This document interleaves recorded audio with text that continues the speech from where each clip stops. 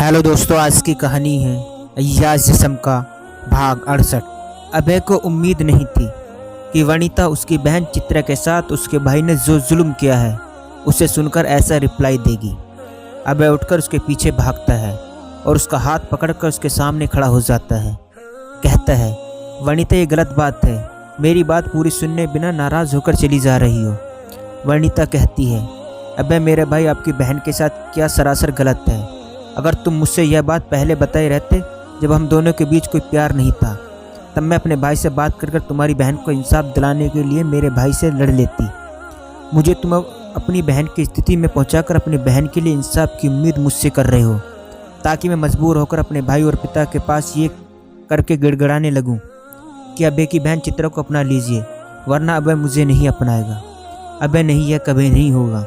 मैं मर जाऊंगा पर मेरे कारण चित्रा को अपना लो, यह बात मैं कभी नहीं कहूँगी। मैं जा रही हूँ, मेरा रास्ता छोड़ो। अब मैं तुमसे कोई रिश्ता रखना नहीं चाहती, तुम फ्रॉड हो। मैं 1-2 दिन बाद आकर मैडम से अबॉर्शन करवा लूँगी। नहीं चाहिए तुम्हारा प्यार, नहीं चाहिए तुम्हारा बच्चा। अबे कहते हैं, वनिता रुको, मेरी बात 2 मिनट सुन लो। उसके बाद तुम जो निर्णय लेना लोगी, जैसा तुम सही लगे कर लेना, मुझे मंजूर होगा। वनिता कहती है, अब तुम्हारे पास कहने को क्या बचा है? तुम में और मेरे भाई में कोई अंतर नहीं है। मेरे भाई ने जानबूझकर अन्याय किया और तुम एक प्लान के तहत कर रहे हो, वो भी अपनी दीदी चित्रा के साथ मिलकर। अबे इस बार गुस्से से कहता है, वनिता तुमने बहुत बोल लिया, अब चुप रहो। हाँ, मैंने एक प्लान के तहत सब जानते हुए किया। मैं अपनी दीदी को न्याय दिलाने के लिए यह सब किया, पर मेरा इरादा तुमसे अन्याय करने का नहीं था। मैं यही प्लान को सोचकर नीता के साथ तुमने पहली बार मिला था। उस पहली मुलाकात में तुम पर फिदा हो गया। मैं सच में तुमसे प्यार करने लगा था। मेरे इस प्लान में मेरी दीदी का कोई हाथ नहीं है। उसे तो मैंने तब बताया जब तुमने मेरे प्यार को स्वीकार कर लिया। उसने मुझे यह सब करने से मना भी किया था, और आज उसे तुम्हारी प्रेगनेंसी की बात बताते तो जानते हो दीदी ने क्या कहा? उसने साफ साफ यह बात कही कि अबे सुन लो, रंजीत मुझे अपनाए या न अपनाए, तुम वनिता को धोखा नहीं दोगे। उसे अपना कर उससे शादी करनी होगी। दीदी तो तुम्हारे भाई का घमंड तोड़ने और उससे बदला लेने के लिए और अपने होने वाले बच्चे का अधिकार दिलाने के लिए लोखंडे एंटरप्राइज की जड़ें खोदना कब से शुरू कर दी थी, जब मैं तुम्हें जानता तक नहीं था। मेरा इरादा तुम्हें धोखा या तुम्हें अन्याय करने का नहीं था। तुम्हारा भाई दीदी को अपनाए या न अपनाए, मैं तुम्हारे पिता और भाई से बात करके तुम्हें किसी भी हाल में अपनाने का ठान चुका हूँ। क्योंकि तुम्हारे भाई ने दीदी के साथ नाइंसाफ़ी की है, इसलिए मैंने तुम्हें बताया कि दोनों मिलकर दीदी को न्याय दिलाएंगे। दीदी कुछ नहीं चाहती, तुम्हारा धन दौलत प्रॉपर्टी कुछ नहीं चाहिए। तुम्हारा भाई दीदी को अपनाए या न अपनाए, वह अपने होने वाले बच्चे को सिर्फ पिता का नाम देना चाहती है। वनिता चुपचाप सुनती रहती है और अचानक रो पड़ती है। रोते हुए कहती है, अबे मुझे ये सब पहले बताना था। मैंने तो तुम्हें अपने पति कब का मान चुकी थी और ज़िंदगी भर तुम्हारा साथ देते रहने की सोच ली थी। अचानक यह सब बताओगे तो मैं गलत नहीं सोचूंगी तो क्या सोचूंगी? अबे कहता है, वनिता मुझे माफ़ कर दो, मैंने इस बात को बहुत कैजुअल लिया था। सोचा कि तुम मेरी बात आसानी से मान जाओगे, पर तुम्हारी भी एक सेल्फ रिस्पेक्ट है, उस तरह मैंने ध्यान नहीं दिया। चाहे जो हो जाए, मैं तुम्हें और अपने होने वाले बच्चों को अपना कर रहूँगा, यह मेरा अंतिम निर्णय है। वनिता अभय की बातों से प्रभावित हो जाती है। वह पूर्णतः संतुष्ट दिखाई दे रही थी।